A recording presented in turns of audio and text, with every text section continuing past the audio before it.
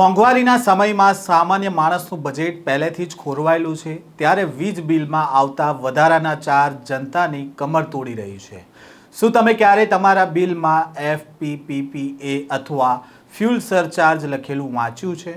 શું તમને ખબર છે કે કોઈ બીજું વીજળી ચોરી કરે અને તેનો દંડ આડકતરી રીતે તમારા ખિસ્સામાંથી વસૂલવામાં આવે છે? આજે આપણે વાત કરીશું વીજ બિલમાં આવતા ચાર્જની।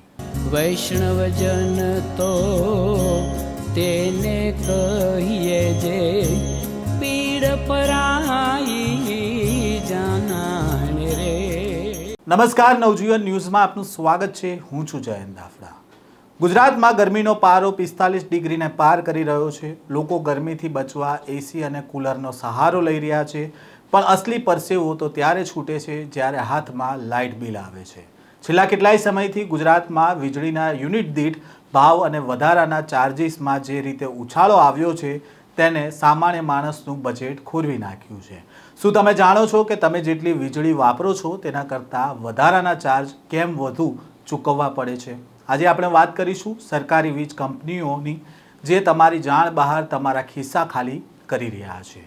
વીજ બિલમાં જે વધારાનો ચાર્જ વસૂલવામાં આવે છે, જે મુખ્યત્વે વીજ ચોરી કે લાઇન લોસને કારણે હોય છે, તેને સામાન્ય ભાષામાં ફ્યુલ સરચાર્જ અથવા ટેકનિકલ ભાષામાં FPPPA એટલે કે fuel price end power purchase adjustment કહેવામાં આવે છે।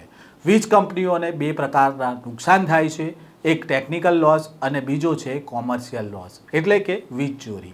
જ્યારે કોઈ વિસ્તારમાં મોટા પાયે વીજળીની ચોરી થાય છે ત્યારે કંપનીનું નુકસાન વધે છે અને આ નુકસાનની ભરપાઈ કરવા માટે કંપનીઓ રેગ્યુલેટરી કમિશન પાસે ચાર્જ વધારવાની મંજૂરી માંગે છે। પરિણામે જે ગ્રાહકો પ્રામાણિકતા રીતે બિલ ભરે છે તેના પર ડિસ્ટ્રીબ્યુટર લોસના નામે બોજો નાખવામાં આવે છે। સરકારી વીજ કંપનીઓ હોય કે ટોરેન્ટ પાવર, દર 3 મહિને આ ચાર્જમાં ફેરફાર કરવામાં આવે છે, પણ ચોંકાવનારી વાત એ છે કે આમાં માત્ર મળતરના ભાવ નથી હોતા અને ગુજરાતમાં આજે પણ અનેક વિસ્તારો છે જ્યાં મોટા પાયે વીજ ચોરી થાય છે। જ્યારે કોઈ લંગર નાખીને વીજળી ચોરી કરે છે અથવા તો કોઈ પ્રસંગ હોય ત્યારે વીજળીની ચોરી થાય છે અને કંપનીને જે આર્થિક નુકસાન થાય છે તે ડિસ્ટ્રીબ્યુશન લોસ તરીકે ગણવામાં આવે છે।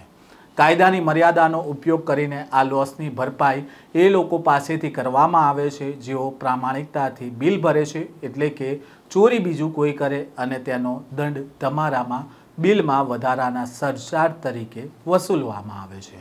હવે સવાલ એ થાય કે સિસ્ટમ તો રાતોરાત બદલાવાની નથી, પણ શું આપણે આપણું બિલ ઓછું કરવા કંઈ કરી શકીએ ખરી?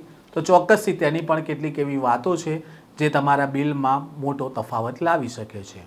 ઉનાળો હજી બાકી છે અને વીજળીનો વપરાશ હજુ વધશે।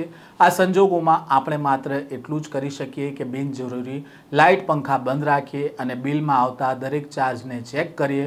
ઘણા લોકો હજુ પણ જૂના સિંગલ સ્ટાર એસી કે ફ્રીજ વાપરે છે અને જેમાં 5 સ્ટાર રેટિંગવાળું એસી અથવા 3 સ્ટાર કરતાં 25થી 25% ઓછી વીજળી વાપરતા હોય। જો તમે એવું એસી વાપરો છો કે અથવા તો તમે જૂના એસી વાપરો છો તેના સર્વિસિંગ ઉપર ધ્યાન આપો, અથવા તો ફિલ્ટર ગંદા હશે અથવા તો કમ્પ્રેસર પર લોડ વધશે, તેના કારણે પણ બિલ વધારે આવી શકે છે। સાથે જ ઘણા લોકોની એવી પણ આદત હોય છે કે એસી 16 કે 18 ડિગ્રી પર ચલાવતા હોય છે અને વૈજ્ઞાનિક રીતે આ સાબિત થયું છે કે એસીનું તાપમાન 24 ડિગ્રી પર રાખવાથી રૂમમાં પૂરતી ઠંડક રહે છે અને વીજળીના વપરાશમાં નોંધપાત્ર ઘટાડો પણ થાય છે। દરેક 1 ડિગ્રી તાપમાન વધારવાથી લગભગ 6% વીજળી બચે છે।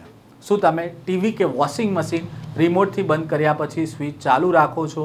આને ફેન્ટમ લોડ કહેવામાં આવે છે કે જે પ્લગમાં સ્વિચ બોર્ડમાં હોય છે અને સ્વિચ ચાલુ હોય છે ત્યારે ઉપકરણ ભલે બંધ હોય પણ તે થોડી માત્રામાં વીજળી ખેંચતું રહે છે અને મહિનાના અંતમાં આવી નાની નાની બચત છે તે મોટી વીજળી બચત કરી શકે છે। તો આ વાત હતી આપણા વીજ બિલની, જેની અંદર અનેક એવા ચાર્જ હોય છે જેની આપણને આપણું ધ્યાન તેના ઉપર પડતું નથી અથવા તો એ ચાર્જ વિશે આપણને ખબર નથી હોતી અને આમાંનો જ એક ચાર્જ હતો જે કોઈ અન્ય વ્યક્તિ વીજ ચોરી કરતું હોય છે પરંતુ તેનો બોજો જે આપણા જેવા પ્રામાણિક માણસો હોય છે તેની ઉપર નાખવામાં આવતો હોય છે।